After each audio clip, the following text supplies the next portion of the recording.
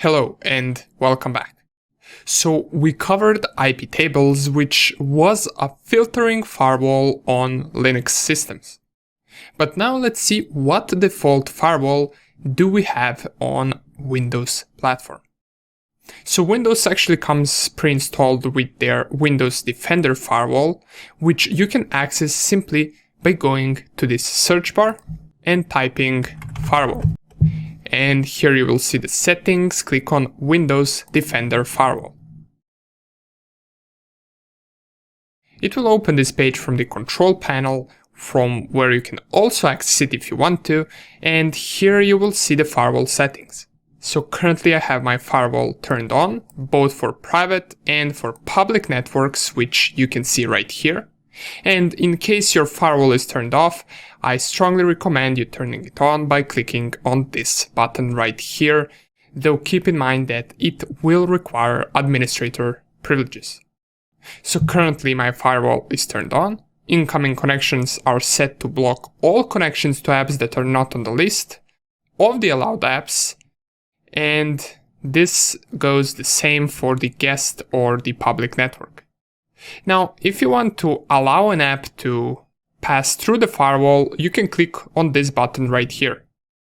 It will open this small window where you can navigate and find the app that you want to allow the firewall to let through. You can click on Change Settings and then you can set it up right here.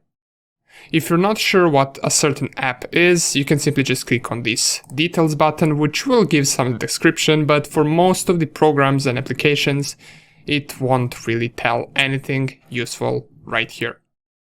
Now this would be the simpler settings when it comes to allowing app or program through a firewall. If you want to take a look at the more advanced settings, you can click right here, Advanced Settings. This will also require administrator privileges, but as soon as you give the administrator privileges, it will open this window where you will see the inbound and outbound rules. If you click on any of them, you will see all the items and all the current rules that are being set with all of its options. If I enlarge this, you will see there are quite a lot of columns, and they simply just give description to each and every rule that's being set. Now, depending on what you want to do, you can either go through these rules and figure out whether you want to remove any of them, or in case you want to add a certain rule, you simply just click right here on New Rule. And the process of adding a new rule is rather easy. You either choose whether you want to add it for a program or a specific port. And once you do that, you click on Next. Here you will enter the path to the program that you're adding the rule for, or you simply could also add a rule that refers to all the programs on this machine. Then click on Next, and here you choose whether you want to block the connection, allow the connection only if it's secure, or you want to allow the connection from anywhere.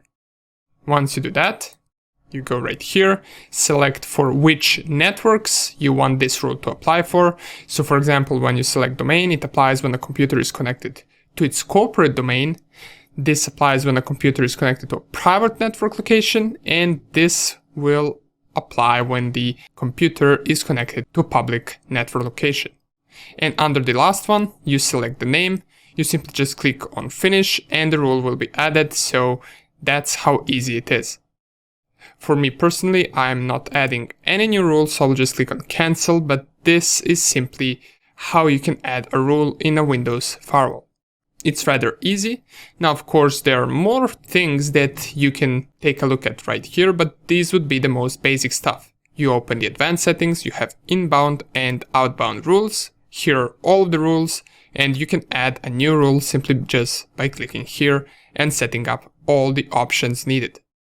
Okay, awesome.